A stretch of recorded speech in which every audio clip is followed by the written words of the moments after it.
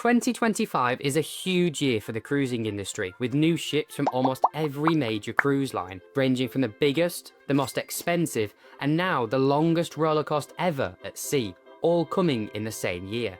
So here's an exclusive look at these insane cruise ships coming in 2025, starting with one of the most famous cruise companies in the entire world.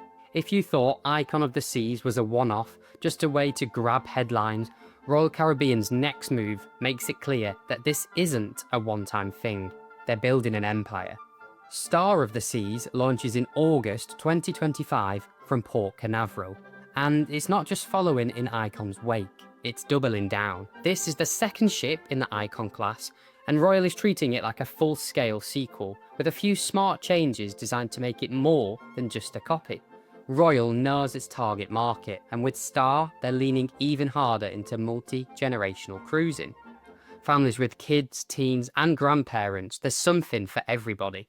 The Surfside neighbourhood returns, but with more for older kids and teens this time, not just the little ones. There's an updated water park, a revamped splash zone, and a few new spaces that are still kept well under wraps. There's also an infinity pool at the aft of the ship, perfect for that sunset cocktail away from all the chaos. The Aquadome is back too.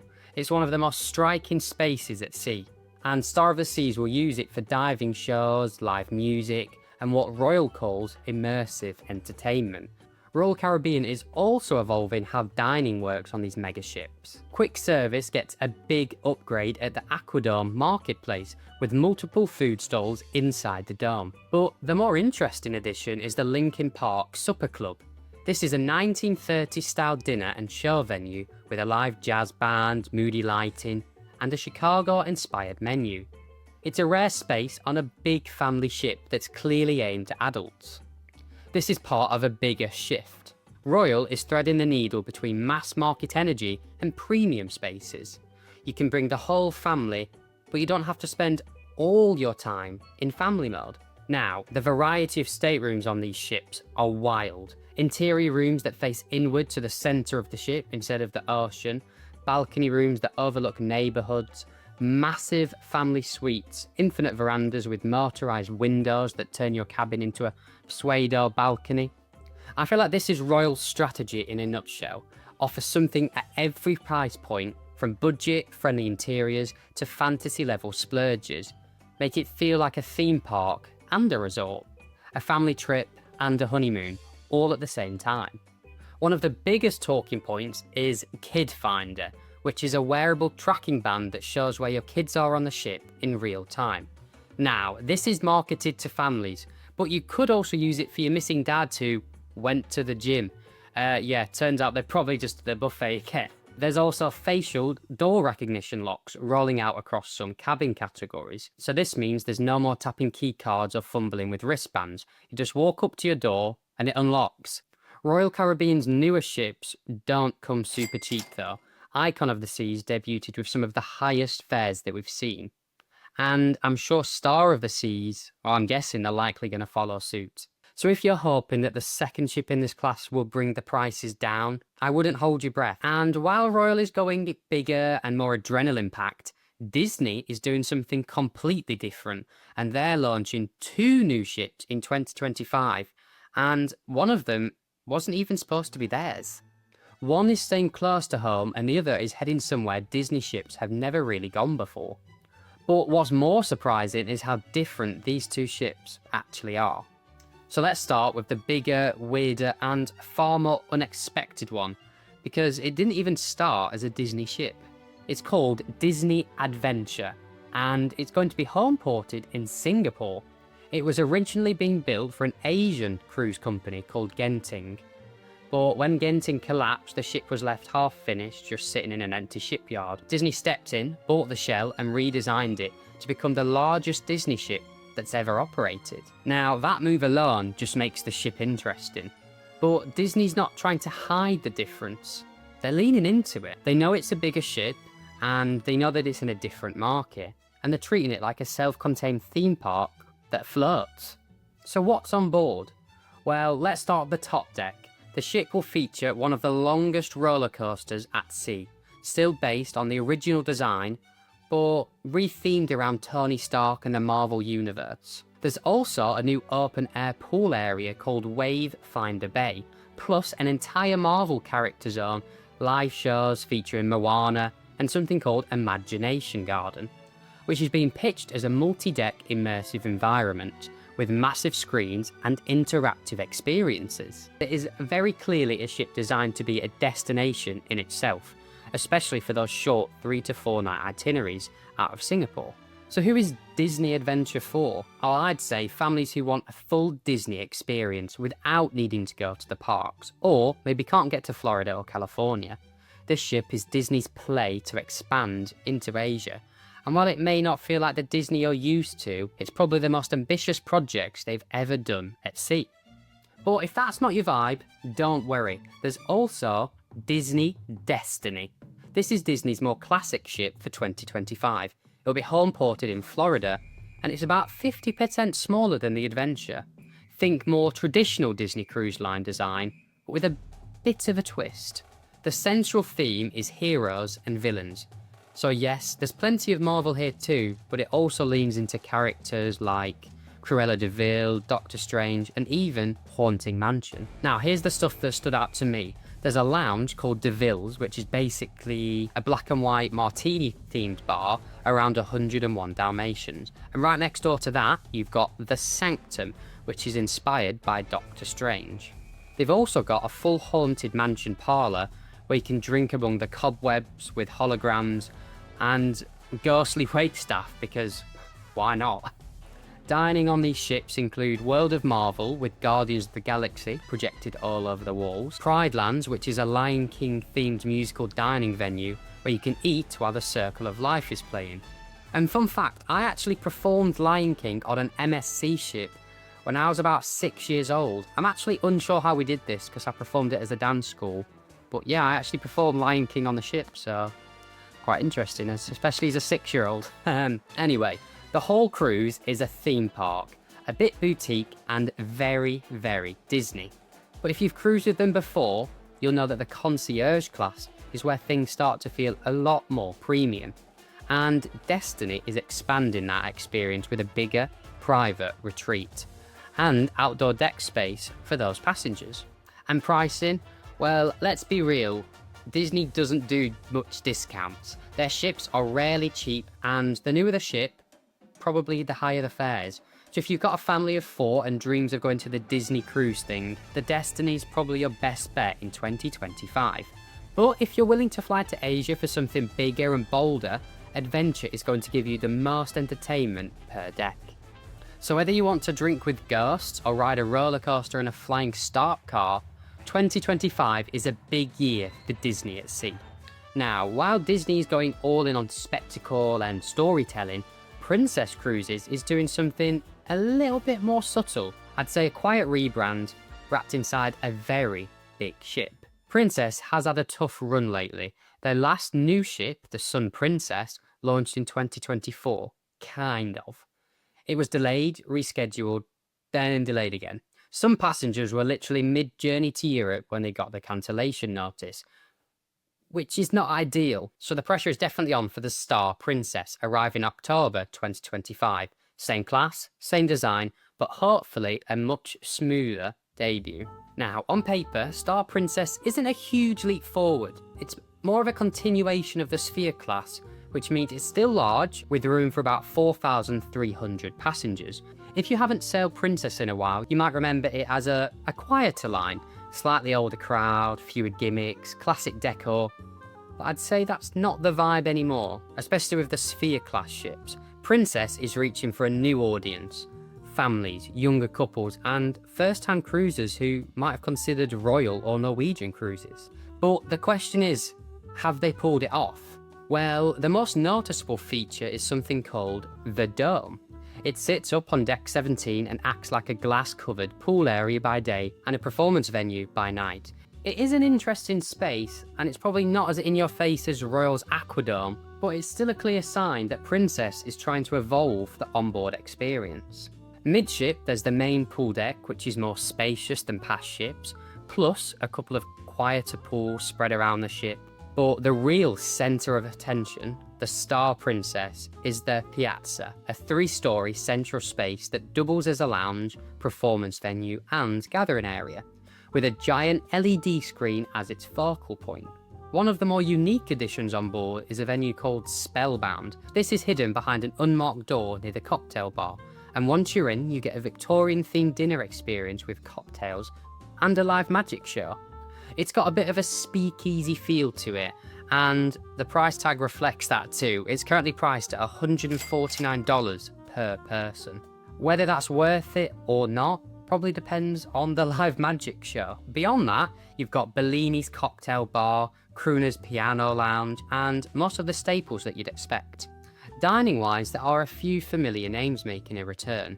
Savatini's Italian Trattoria, Umari Teppanyaki, and Makata Ocean, which is their newer Japanese outlet. I hope I pronounced them right. The buffet, however, is still downstairs. Instead of being on the Lido deck like almost every other cruise ship, the buffet on the Star Princess is located several decks below the pool. But speaking of controversial changes, Park 19, the family activity zone that was supposed to be a big feature on the Sun Princess, isn't happening here. It was never fully opened on the last ship, and now Princess is, I suppose, quietly moving on. In its place, there'll be a Skydeck sports zone, with things like pickleball and basketball. Not bad, but it's a far cry from the mini theme park that was originally teased. This whole ship in some way feels like a course correction. There aren't huge changes from the Sun Princess, but it is clear they're trying to clean up what didn't land the first time. And with any luck, let's hope they actually launch on time. So while Princess is leaning into evolution and not reinvention, MSC is doing what they've always done, just bigger, and this time, a lot more American. Launching in April 2025, MSC World America is MSC's boldest move yet into the North American market. It's a megaship over 1,100 feet long, 22 decks, and space for nearly 6,700 passengers. That's royal territory, and MSC knows it. In fact, they're not really being subtle about it either. This ship was specifically redesigned for the US market.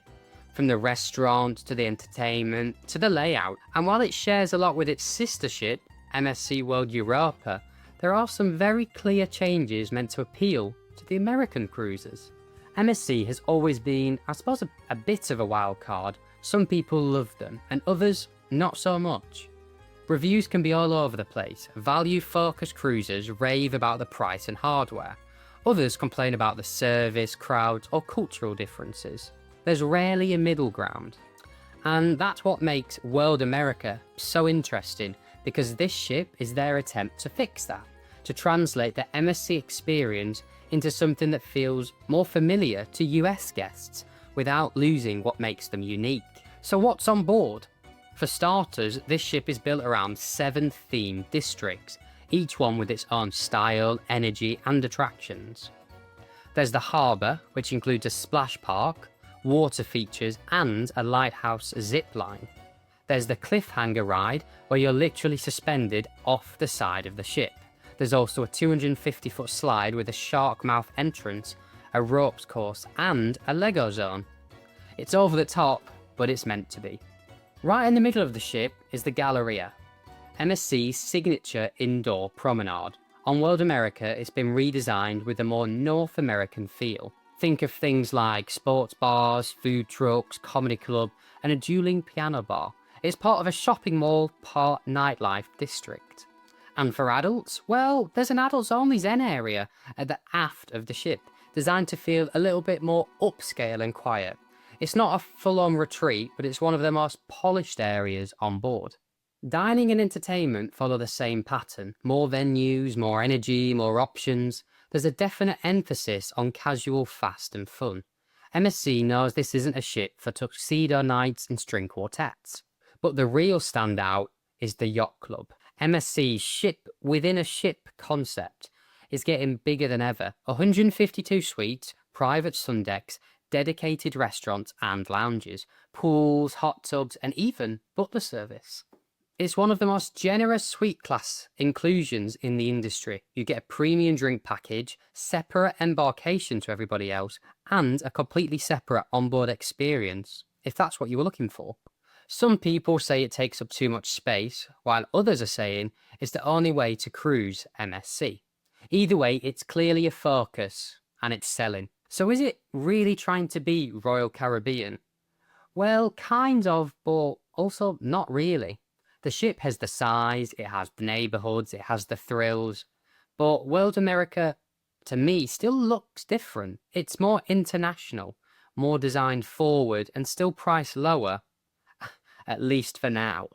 If you want maximum features for your money, or you're traveling with a big group, this ship is a value powerhouse.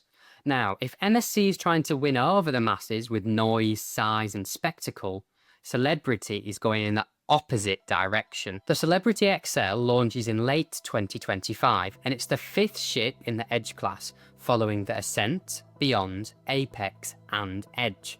And while those first 4 ships were all about debuting something bold and new, XL isn't trying to reinvent anything. It's doing something a little bit harder. It's trying to perfect it. It's not the biggest, it's not the flashiest, and it's not chasing the headlines with water slides or roller coasters.